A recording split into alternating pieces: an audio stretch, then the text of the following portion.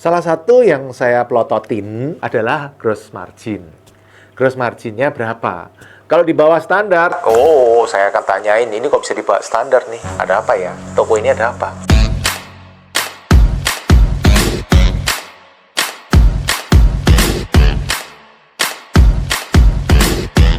Halo teman-teman, kita ketemu lagi di channel Pipo. Hari ini kita ngobrolin kelemahan minimarket lagi ya kan. Beberapa video yang lalu saya udah mengulas 8 kelemahan minimarket waralaba. Dan ternyata teman-teman antusias untuk tahu apa sih kelemahan minimarket waralaba. Terutama investasinya ya. Kalau operasionalnya secara umum oke lah. Ya tentu tidak ada yang perfect 100% tapi secara umum oke. Nah saya lebih membahas tentang investasinya. Investasinya masih bagus atau enggak. Karena teman-teman banyak yang minta saya buatin lagi, saya ulas lebih dalam lagi. Yang pertama adalah kelemahan investasi minimarket adalah berkaitan dengan UMR, biaya karyawan. Biaya karyawan teman-teman itu dari waktu ke waktu naik terus. Tidak ada ceritanya UMR turun, itu kan nggak ada ceritanya ya. Paling banter nggak naik, tapi nggak mungkin turun. Adanya naik atau nggak naik, tapi biasanya naik terus. Nah, itu menjadi agak kelemahan buat minimarket waralaba. Karena minimarket waralaba tidak pernah memberikan gaji ke karyawan di bawah UMR. Selalu UMR atau plus. Ya. Dan itu semua dilengkapin dengan fasilitas-fasilitasnya. Termasuk THR, termasuk BPJS, kompensasi untuk PKWT, dan lain-lain. Sehingga biaya karyawan, biaya tenaga kerja ini menjadi salah satu biaya yang terbesar di operasional minimarket. Bisa dibilang separuh dari gross margin. Separuh dari gross margin loh teman-teman. Kadang-kadang lebih dari separuh. Itu habis untuk biaya karyawan. Makanya kalau saya ngelihat Amazon Go di Amerika gitu ya, memakai sistem meminimalkan karyawan seminimal-minimalnya dengan digitalisasi, menurut saya itu masuk akal sekali. Karena kalau jumlah minimarket di Indonesia 40.000 minimarket, kurang lebih ya, satu minimarket ada 2 orang kasir aja, itu berarti 80.000 karyawan loh. Berapa biaya yang bisa dihemat seandainya kita bisa bikin sistem digitalisasi atas kasir. Tapi itu biarin Amazon yang pusing ya. Saya ngelihat dari sisi investor bahwa itu memang menjadi ancaman juga karena biaya yang cenderung naik terus harus diimbangi dengan penjualan atau profit yang naik. Tentu ada cara lain ya mengefisiensikan. Ya, jadi tadinya 6 karyawan per minimarket. Sekarang kondisi-kondisi tertentu ya bisa 5. Nanti mungkin dengan semakin canggih ya bisa 4. Semakin canggih lagi bisa 3. Semakin canggih lagi bisa 2. Ya, tentu butuh waktu. Nah itu opportunity juga tuh buat teman-teman yang ahli IT, ahli sistem tuh. Kalau bisa bikin sistem yang memungkinkan minimarket digitalisasi, saya pikir itu akan menjadi sesuatu yang luar biasa dan penghematan yang luar biasa. Ya, jadi yang pertama kelemahannya adalah biaya karyawan yang meningkat dari waktu ke waktu. Nah, selain biaya karyawan yang meningkat dari waktu ke waktu, ancaman atau kelemahan lainnya yang nomor 2 adalah adanya barang-barang margin rendah di minimarket. Minimarket itu kan barangnya banyak banget ya teman-teman, itemnya mungkin ratusan gitu ya. Bahkan kalau yang besar mungkin bisa ribuan. Nah, tapi kan range marginnya beda-beda. Ada yang margin paling rendah bahkan sampai minus kadang-kadang. Ya, mungkin marginnya plus lah 1%, tapi ada promo jadi minus gitu ya, plus minus. Itu contohnya minyak goreng, susu bayi, susu formula itu ya. Itu marginnya rendah sekali. Bahkan kurang dari 5%. Padahal itu cukup besar komponennya. Tapi juga ada barang-barang margin tinggi juga ada. Dan itu jadi plus minus ya kan di rata-rata. Yang bahaya teman-teman, kadang-kadang ada juga orang-orang yang memanfaatkan barang-barang margin rendah ini sehingga kadang penjualannya tidak terkontrol. Kalau biasa-biasa normal harusnya tidak ada masalah. Barang margin rendah ini tidak masalah.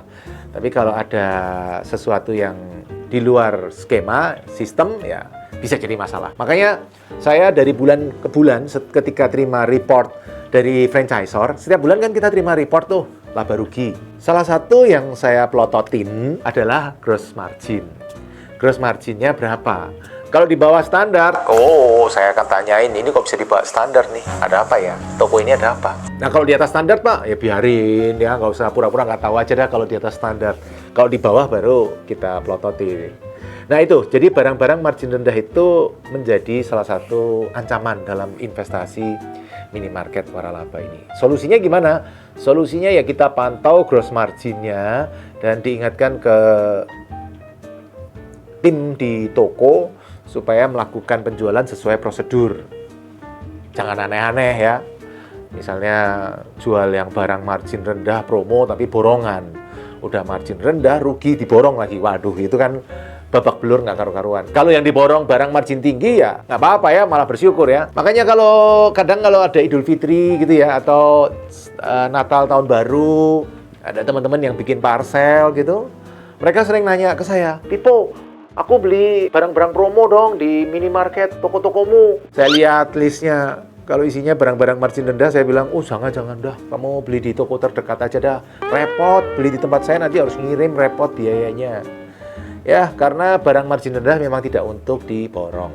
Itu hanya untuk traffic puller gitu loh. Jadi untuk menarik traffic crowd puller supaya orang mau datang, beli barang margin rendah, kemudian dengan harapan mereka tidak hanya beli barang itu, tapi beli barang yang lain, sehingga di rata-rata masih oke. Nah itu nomor 2. Nomor 3 ya kita bahas. Nah teman-teman, nomor 3 itu karena kita kerjasama dengan franchisor, kita kena ada namanya royalti teman-teman. Royalti itu sekitar 2-4% dari nilai penjualan. Jadi kalau barang margin rendah tadi marginnya 1%, royalti 4%, waduh, tokonya babak belur nggak karu-karuan. Ya, nah kemudian juga ada distribution fee. Distribution fee itu bervariasi, ya mungkin sekitar 3-6%.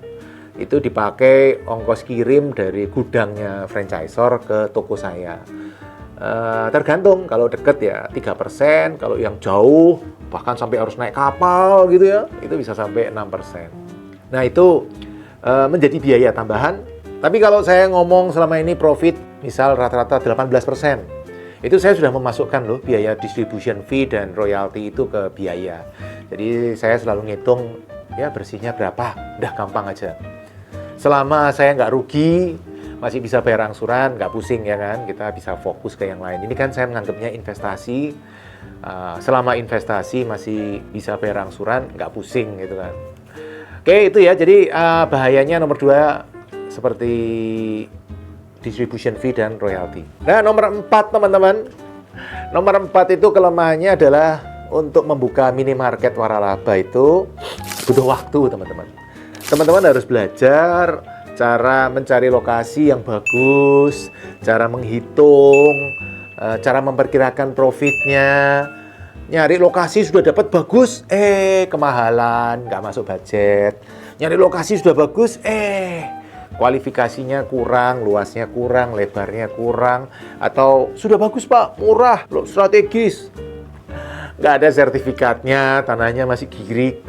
Jadi butuh waktu untuk mencari. Sudah dapat properti, cari permodalannya, harus cari banknya. Ya tentu kalau teman-teman yang sultan nggak masalah, langsung jreng bayar ya.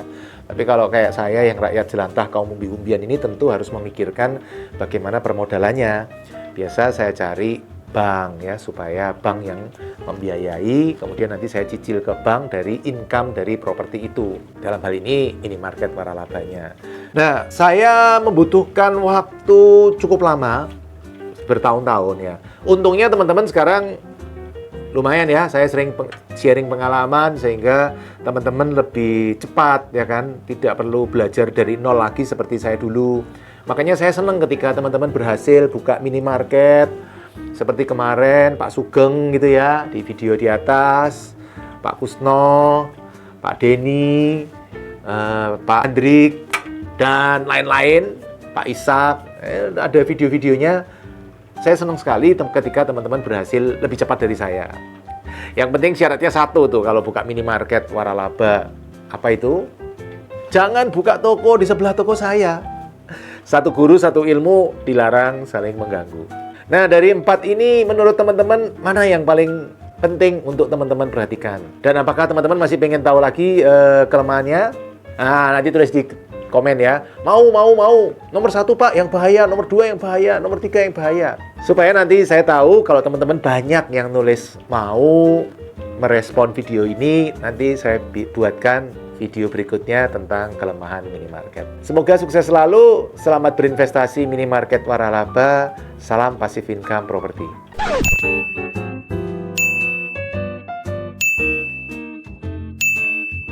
Ada hadiah. Ya, mulai sekarang saya coba ya, saya akan bagikan buku saya yang sudah saya tulis, judulnya Buku Komodo. Komodo singkatan dari yang seperti yang tadi saya sebutin, investasi properti tapi orang lain yang bayar. Singkatan KO, kerja ogah, kita ogah kerja, propertinya harus menghasilkan income supaya kita ogah kerja. MO, mengangsur juga ogah.